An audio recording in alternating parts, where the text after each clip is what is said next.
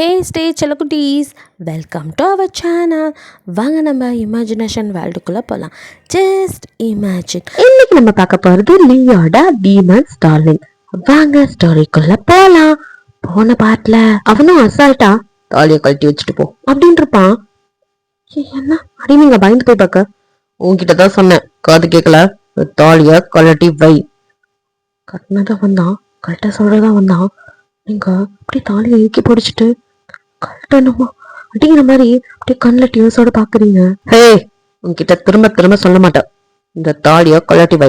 You are not my wife, you are only a tenant, okay அப்படிங்கிறான். உங்களுக்கும் அப்படியே கண்ணில் டியூஸோட, தாலியை பத்தி எனக்கு எல்லாம் தெரியும், இருந்தாலும் இப்ப எனக்கு வேற வழி தெரியல. தாலியை கழட்டிட்டா மட்டும் இவரே ஹஸ்பண்ட் இல்லைன்னு ஆயிருமா, எங்களுக்குள்ள இருக்கிற உறவு இல்லைன்னு ஆயிருமா, கலட்டினாலும் எனக்கு இவரை மட்டும்தான் எப்பவுமே அப்படின்னு மனசுல நினைச்சிட்டு வேற வழியில கழட்டி வச்சாதாங்க இருக்க முடியும். ஸோ அப்படியே தாலியை கழட்டி அங்குள்ள டேபிள்ல வைக்கிறீங்க. இவ்வளோ பெயினா இருக்கு, இவ்வளோ வலியா இருக்கும். அப்படியே அவனை பார்க்க குட், ஓகே, யூ மே கோ அப்படிங்கிறான். நீங்க வந்த அழுக்கி அடக்கிட்டு அப்படியே திரும்ப கேர்ள் அப்படின்னு ஒரு சவுண்ட் திரும்பி பாக்குறீங்க. வேற யார், லூனா தான் கூப்பிட்டுருக்கா. என்ன அப்படின்னு பாக்குறீங்க. அப்படியே போகும்போது அந்த டோர் கொஞ்சம் லாக் பண்ணிட்டு போயிரு அப்படிங்கிறா. வேற அப்படின்ட்டு அப்படியே நீங்க டோரை லாக் கூட பண்ணல, கதவுல கை வச்சு அடுத்த நிமிஷம் அப்படியே லீவ் மேல அவ பாஞ்சு லீவோட லிப்ல அப்படியே கிஸ் பண்ண பார்க்க உங்களுக்கு அருகருப்பா இருக்கு. அழுகு அதுக்கு மேல வருது. இவ்வளவு நேரம் அடக்கி வச்சிருந்த அழுக இதுக்கு மேல முடியாதுன்னு அப்படியே பொங்கி வர அப்படியே கதவை லாக் பண்ணிட்டு குடுக்குடுன்னு ஓடுறீங்க. வாயில கழிச்சிட்டு அங்க அழுது எதுவும் ஆயிருமோ அப்படின்ட்டு குடுக்குடுன்னு வெளியே ஓடி போய் அப்படியே கதறி அலறீங்க. என்னடா கொடுமை இது, ஒரு கொடுமையிலேருந்து தப்பிச்சு இன்னும் இல்ல அப்படி இருக்கு. அப்படியே அழுதுட்டு இருக்க இங்க லியோ செம்ம கான்ல லூனாவ ஏய் அப்படின்னு பிடிச்சு நகர்த்தி விடுறான். அவன் மூஞ்சில அப்படி அப்பட்டமா அருவருப்பா இருக்கு. அவளுக்கு ஒரு நிமிஷம் கிஸ் பண்றது சம்டைம்ஸ் பிடிக்கலன்னு கூட சொல்லியிருப்பான். பட் இப்படிலாம் அவள்கிட்ட ஹார்ஸா நடந்திருக்க மாட்டான். என்னாச்சு அப்படின்ட்டு ஒன்னும் தெரியாத மாதிரி அவ பாக்க இங்க அவனுக்கும் ஒரு மாதிரி அவனுக்கே சொல்ல முடியல, அருவருப்பா இல்ல உங்க மாதிரி கிஸ் பண்ணது அவனுக்கு ஒரு மாதிரி இருந்ததா, சம்திங் ஏதோ அவனுக்கு ஒரு மாதிரி இருக்க. சோ அப்படியே நகர்த்தி விட்டு தலையில கவிச்சிட்டு, ஹே, உனக்கு கொஞ்சம் போத அறிவு இருக்கா இல்ல மேனஸ் தான் இருக்கா, அந்த பொண்ணு முன்னாடி இப்படி வந்து மேல விழுந்து கிஸ் பண்ற அறிவு இருக்கா உனக்கு அப்படின்னு திட்டுறான். அது மட்டும் இல்லாம அப்படியே வாய அழுத்தி தொடக்கிறான். இத பார்த்த லூனாக்கு செம்ம காண்டாவது. ஒவ்வொருத்தம் பண்றான் அப்படின்ட்டு இப்ப அவன் முன்னாடி அப்படி வந்து கை கட்டி, என்ன பேபி இல்ல எனக்கு புரியல, இப்போ நான் உன்னை கிஸ் பண்ணதும் உனக்கு கோவமா இருக்கா இல்ல உன் பொண்டாட்டி முன்னாடி நான் கிஸ் பண்ணிட்டேன்னு உனக்கு வருத்தமா இருக்கா, சொல்லு பேபி இப்பவே அப்படின்னு சொல்லிட்டு அவ கேட்டுட்டு இருக்கா. லியோ அவளை அப்படியே மறைச்சிட்டு, ஹே லிசன், அவ என் பொண்டாட்டி அப்படிங்கிறதுக்காக நான் சொல்லல, எனக்குன்னு சில பிரின்சிபல்ஸ் இருக்கு, யூ நோ தட். இப்படி அடுத்தவங்க முன்னாடி இன்டீசெண்டா பிஹேவ் பண்றது எனக்கு சுத்தமா பிடிக்காது அப்படின்னு சொல்லிட்டு அவனும் அவன் பாட்டுக்கு கேஷுவலா போய் அவனோட நைட் ட்ரெஸ் எடுத்துட்டு ரெஃப்ரெஷ் ஆகிறதுக்கு ரூம்குள்ள பூந்துறான், பாத்ரூம்குள்ள. இங்க லூனாக்கோ அப்படியே பத்திக்கிட்டு வருது, அவ்வளோ கோவம் வருது. இருந்தாலும் அடக்கிக்கிட்டு, சே இப்போ இவன் என்னதான் சொல்ல வரான், அவளை பொண்டாட்டின்னு சொல்லாததை நினைச்சு சந்தோஷப்படுறதா இல்லை நம்மள இப்படி விளக்கி நிறுத்ததை பத்தி வருத்தப்படுறதா ஒண்ணுமே புரியல. என்ன கன்றாவே. ஆனா அவளை இப்போதைக்கும் பொண்டாட்டின்னு நினைக்கல, அது வரைக்கும் சந்தோஷம். அடுத்தவன் சொல்லிட்டு தான் போயிருக்கான். நம்மளே திரும்ப திரும்ப நோண்டி அவன் பொண்டாட்டிங்கிறது நம்மள அவன் மனசுல ஆழமா பதிய வைக்குவானோ அப்படின்னு நினைச்சுக்கிட்டு, எனக்கு இருந்தாலும் ஒரு பக்கம் பயமா வேற இருக்கு. அவ பார்க்க கொஞ்சம் அழகா தான் இருக்கா, இந்த மேக்கப் பண்ணலாட்டியும் பார்க்க ரொம்ப அழகா தெரியுதா. எங்க இந்த பையன் பின்னாடி சாஞ்சிருவானோன்னு அப்படி போய் நெருப்பு கட்டிட்டு தெரிய வேண்டியதா இருக்கு. இல்ல இல்ல, அவள மாதிரி ஒரு பஞ்ச பரதேசினா இவன் திரும்பி கூட பார்க்க மாட்டான். இருந்தாலும் எப்படியோ அவளை சீக்கிரம் அந்த வீட்டை விட்டு துரத்தணும். இவன் இங்க இருக்கிற வரைக்கும் நம்ம நிம்மதியா இருக்க முடியாது. ஏதாவது பிளான் பண்ணி அவளை விரட்டி விடணும் அப்படின்னு கண்டதையும் யோசிச்சுட்டு அப்படியே லூனா உட்காந்துருக்கா. இப்ப கரெக்டா அப்படி டோர் ஓப்பன் பண்ணிட்டு வர சவுண்ட் கேக்குது. அப்படியே ஒன்று பார்த்துட்டு, முறுக்கிட்டு போனாலும் சரி நம்ம கோச்சிட்டு போனாலும் இவனா கீழே இறங்கி வரமாட்டான். 30 வருஷம் ஆனாலும் உச்சகானி கொம்பல நிற்பான். நம்மளே தான் கரெக்ட் பண்ணணும் அப்படின்னு நினைச்சிட்டு, டார்லிங் அப்படின்ட்டு அவன் முன்னாடி போய் அப்படியே குழஞ்சு நிக்க அவனும் என்ன அப்படிங்கிறத பாக்குறான். டார்லிங் அப்படின்னு அவன் மேல போய் ஒட்டிக்கிட்டு, என்ன டார்லிங் இவ்வளோ பெரிய வீட்டுல லக்ஸூரியஸா வாழ்றதுக்கு போய் வெறும் 5000 ரெண்டுன்னு சொல்லியிருக்கீங்க, இன்னும் எக்ஸ்ட்ராவே கேட்டுக்கலாம், நான் கேட்டதையும் கம்மி பண்ணிட்டீங்க, என்ன டார்லிங் இதெல்லாம் கேட்டதே குறைவுதான் அப்படிங்கிறான். அவனும் ஏய் நான் என்ன பிச்சை எடுத்துட்டு இருக்கேன், ஐம் மல்டி மில்லியனர், எனக்கு அவ கொடுக்குற பணத்தை வாங்கிதான் வாழணும்னு எந்த அவசியம் கிடையாது, அது உனக்கே நல்லா தெரியும். அப்படி இருந்தும் நான் பணம் கேட்டிருக்கேனா அதுக்கு ஒரே காரணம் அவ என்னோட ஒய்ஃப்னு அவன் மனசுல எப்பவுமே நினைக்க கூடாது, எந்த அட்வான்டேஜும் எடுத்துக்க கூடாது. ரெண்ட் கொடுத்துருக்கிற ஒரு ஜஸ்ட் ஒரு டெனன்ட் அப்படிங்கிற நினைப்பு அவளுக்கு இருக்கணும், அதுக்காக மட்டும்தான். மத்தபடி எனக்கு அவ பைசாலாம் எனக்கு தேவையே இல்லை. அண்ட் ஒன் மோர் திங், அவ்வளவு பணத்தை திடீர்னு கேட்டா அவ எங்க போவா, அவளை பார்த்தா அவ்வளவு பணம் கொடுக்குற மாதிரி தெரியல. சோ அவ்வளவுதான் அப்படிங்கிற மாதிரி அவன் முடிச்சுக்க. இங்க லூனாவோ ஆமா ஆமா அவளே ஒரு பஞ்ச பரதேசி, அவகிட்ட போய் காசெல்லாம் கேட்டீங்கன்னா எங்க தாலி போவா, கரெக்டா தான் சொல்லியிருக்கீங்க அப்படின்ட்டு இருக்க. இவனும் வேற அர்த்தத்தை சொல்லிப்பான், ஜஸ்ட் பாவம் அப்படிங்கிற மாதிரி. பட் அவளோ அப்படி கேவலமா பேசுறா, இது அவனுக்கே கொஞ்சம் ஒரு மாதிரி இருக்கு.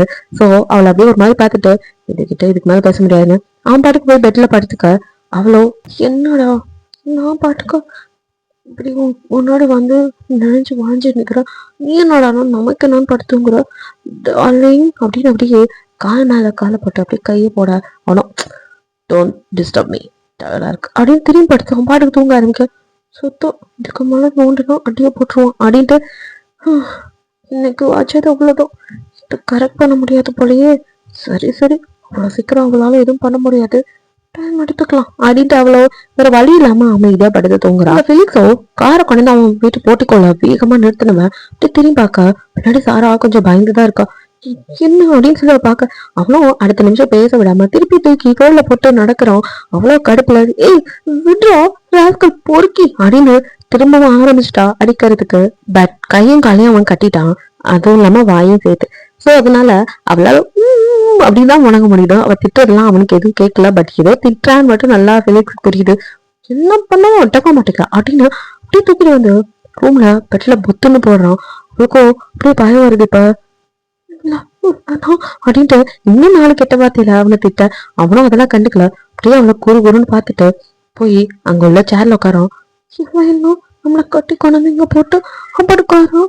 ஐயோ கடவுளே, வாயை கொடுத்து ரொம்ப பெரிய டேஞ்சர்ல மாட்டிக்கிட்ட போனோம். சாராக்கு ஃபர்ஸ்ட் டைம் கொஞ்சம் பயம் அதிகமாகுது. இந்த பயம் அவன் கண்ணில் தெரியுது. அவனும் இதுதான் எனக்கு வேணும் அப்படின்ட்டு பிலிக்ஸோ அவன் ட்ரிங்க்ஸ் எடுத்து அப்படியே ஊற்றி கொஞ்சம் கொஞ்சமா சிப்பானா. ஐயோ தண்ணி வேற அடிக்கிறானே, ஐயோ கடவுளே நானா எங்கடா போனேன் இன்னும் வரல, பரதேசி அவனுக்கு எப்ப கால் பண்ண அப்படின்னு சாரா வாய்க்குள்ளேயே பங்கன பக்கம் வறுத்து எடுத்துட்டு இருக்கா. பிலிக்ஸோ அப்படியே அவளுக்கு ஏக பக்கத்துக்கு அப்படியே பிபி எகிற விட்டு கொஞ்ச நேரம் அங்கேயும் இங்கேயும் நடந்துட்டு அப்படியே ஷர்ட்டை கழிட்டு வேணாம் ப்ளீஸ் அப்படின்ட்டு இப்ப கொஞ்சம் பயப்படுறா. அப்படியே பின்னாடி நகர்ந்து போக்குறா. அப்படியே பிலிக்ஸ் அவ கிட்ட வர அப்படியே மூஞ்சா இங்கேயும் இங்கேயும் நகத்த. அவனும் அப்படியே கண்ணத்தை இறுக்கி பிடிச்சு அவ ஃபேஸ் கிட்ட அப்படியே கொண்டு போறான். அப்படின்னு அவ ஆடிட்டே இருக்க. கிட்ட வந்து அவ காது கிட்ட இங்க பாரு, என்னால எது வேணாலும் ஒண்ணு பண்ண முடியும், இப்ப தெரிஞ்சதா நான் எப்ப ஏற்பட்ட ஆளுன்னு. அவர்கிட்ட மோதணும்னு தெரிஞ்சுட்டு மோதணும். நீ தேவையில்லாத வாய் பேசுறவளை வச்சுக்கூடாது, என் முன்னாடி தேவையில்லாம நீ வரவே கூடாது, புரிஞ்சதா?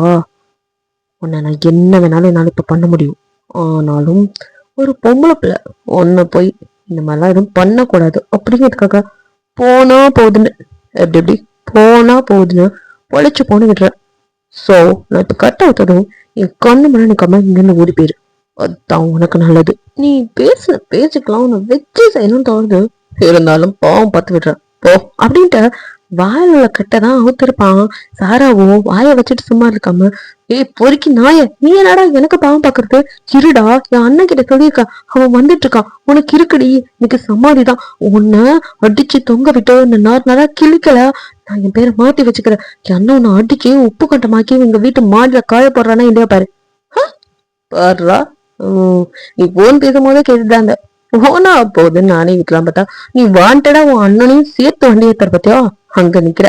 அந்த மாதிரி ஒரு தங்கச்சி இருந்தா போதும் பழங்கிரும் தானே, தங்கச்சிங்கனால இப்படிதான் அப்படின்ட்டு அவனும் எதாவது யோசிச்சுட்டு சரி அப்போ அவங்க நன்னும் பெரிய பாதாம் பருப்பு பிஸ்தா பருப்பு முந்திரி பருப்பா எந்த பருப்பு இங்க என்கிட்ட புடுங்க முடியாது, அவன் என்னத்த புடுங்குறான்னு நானும் பாக்குறேன், வர சொல்றி உங்க நொன்ன வரட்டும் அப்படின்ட்டு அவனும் கண்டுக்காம மறுபடியும் போய் அவன் பாட்டுக்கு ட்ரிங்க்ஸ் பண்ணிட்டு இருக்கான்.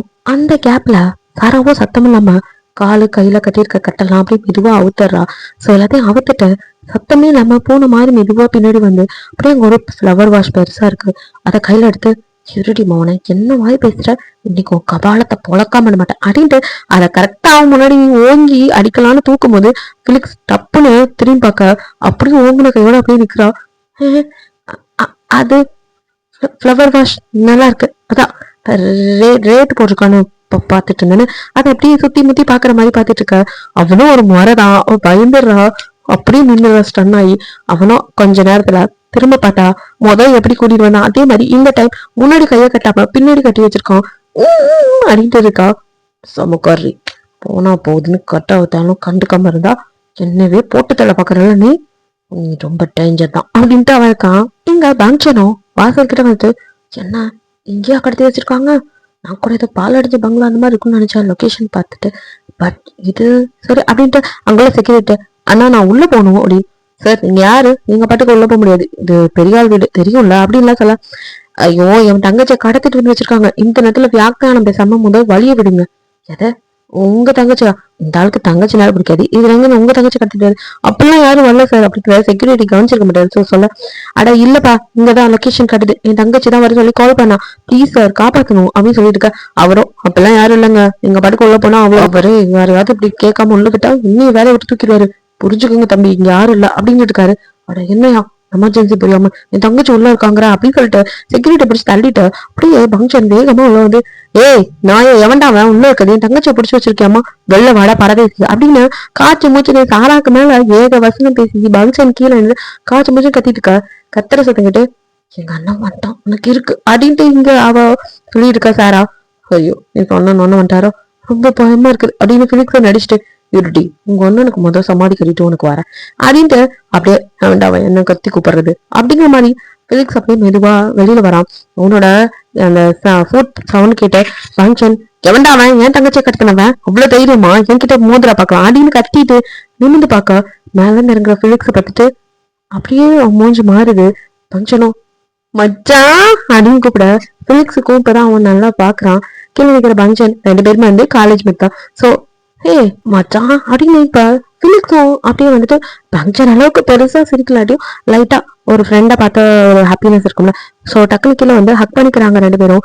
அப்புறம் மச்சான் எப்படி இருக்கா அப்படின்னு பங்கன் கேட்க, நல்லா இருக்க மச்சான் நீ அப்படின்னு சொல்லும் போதே அவன் ட்ரிங்க்ஸ் பண்ணிக்க தெரியுது.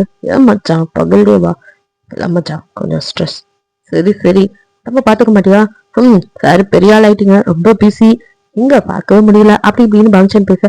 ஐயோ ஆமா மச்சான் அப்புறம் ஒர்க்ல எப்படி போகுது அப்படின்னு பிலிக்ஸ் கேட்க. பங்கனும் போகுது, ஒர்க்லோட் கொஞ்சம் அதிகம் தான் பண்றது, அதை பார்த்தாகணுமே. இதுக்குதான் என் கூட பார்ட்னர்ஷிப் போடுறா, பரவாயில்ல அமௌண்ட் போடலாட்டின்னு சொன்னேன், நீ தான் கேட்க மாட்டேன்ட்ட, சுயமரியாதை கௌரவம்ட்டு தனியா தான் இருப்பேன், நானே உழைச்சு முன்னுக்கு வருவேன்ட்டு இப்படி சுத்திட்டு இருக்க. தேவையா மச்சான் இதெல்லாம், என் கூட இருந்திருக்கலாம்ல. சாரி மச்சான், என்னை பத்தி உனக்கு தெரியும்ல, நமக்கு இந்த பார்ட்னர்ஷிப் அது இதெல்லாம் வேணாம் மச்சான், உன்னோட ஃப்ரெண்ட்ஷிப் இது போதும்டா.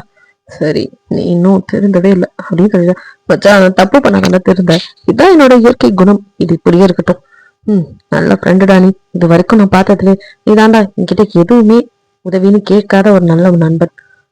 நல்ல நண்பன் எந்த உதவியும் கேட்க மாட்டான் மச்சான், கேட்காம செய்யறதும் நல்ல நண்பனோட குணம் தான். பட் நான் தான் செய்யறேங்கிற நீ தான் கேட்க மாட்டேங்கிறியடா மச்சான், அந்த பேச்சை விடு. அப்புறம் இப்படி இருக்கா அப்படின்னு நேராதமா நிறைய பேசிட்டு பங்கனும் எதுக்கு வந்தோங்கிறதே மறந்து பிலிக்ஸ் கிட்ட பேச. பிலிக்ஸும் அப்படிதான் ஃப்ரெண்டை பார்த்த இதுல எல்லாத்தையுமே மறந்துட்டான்.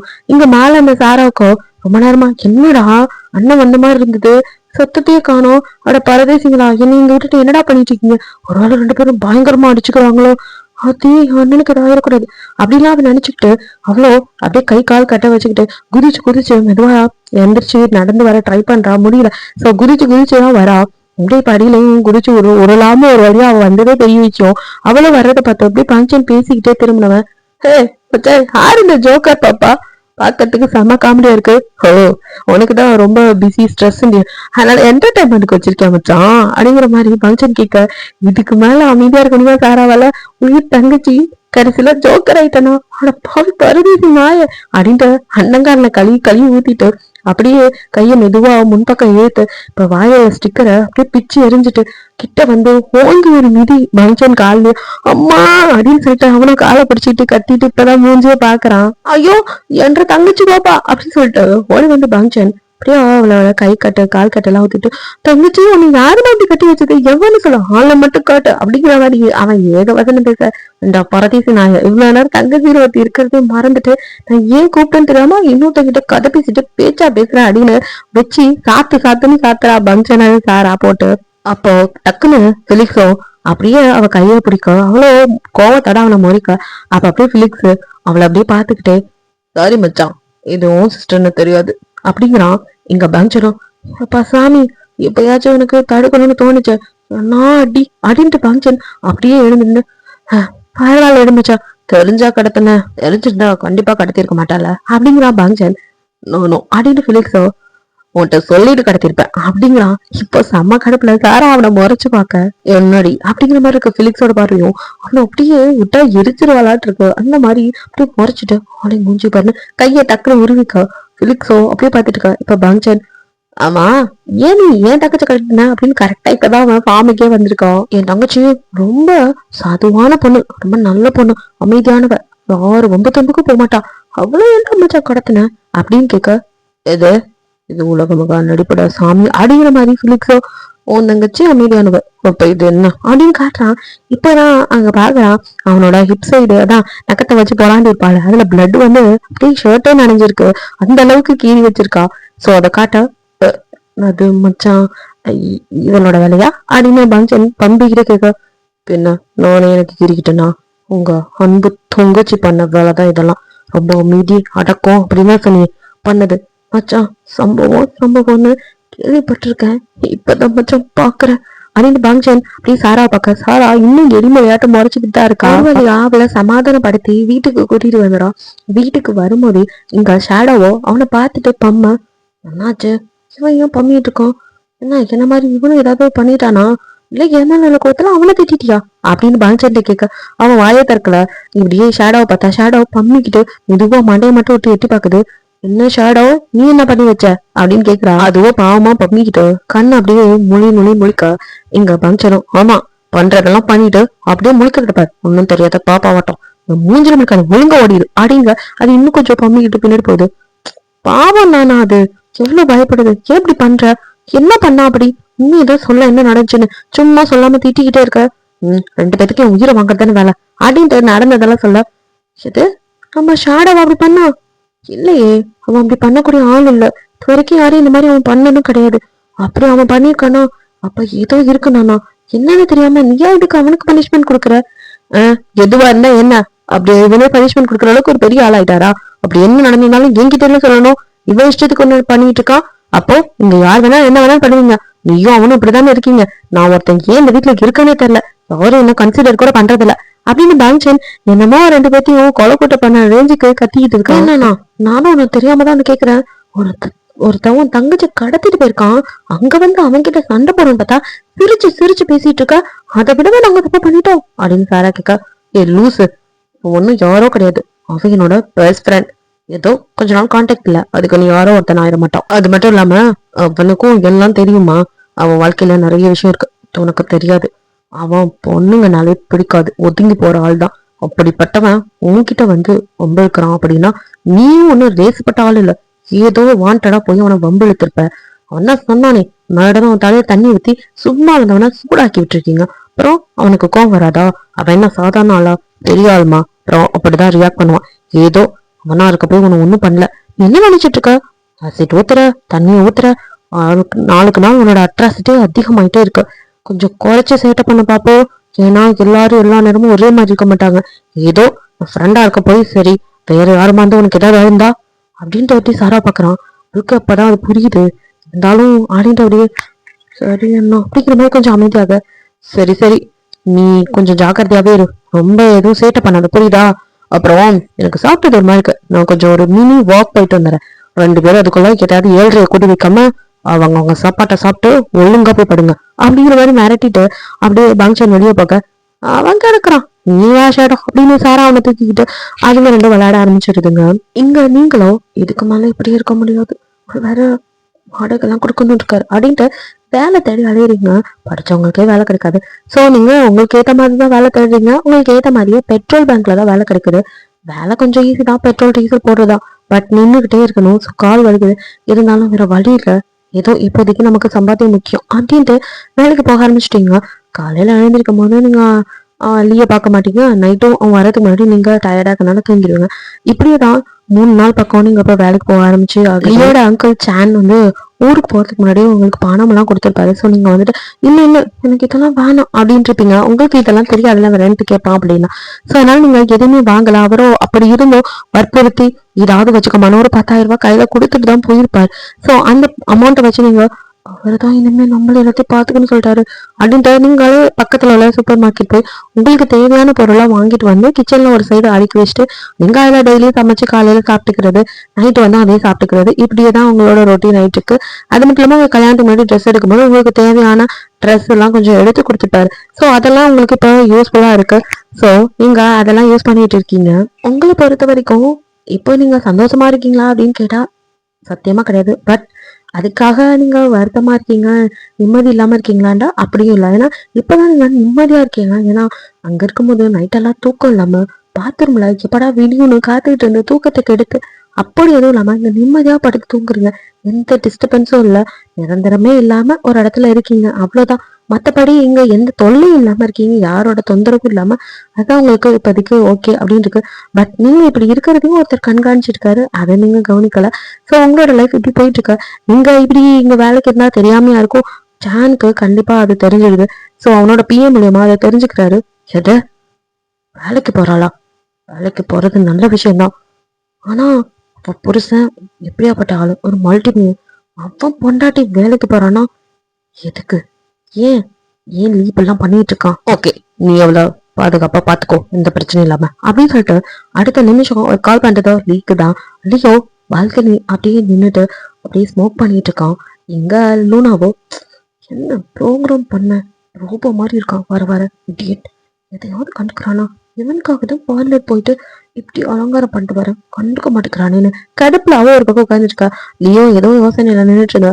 போன் சவுண்ட் கேட்டு அப்படியே திரும்பி பாக்குறான். அவனோட அங்கிள் தான்.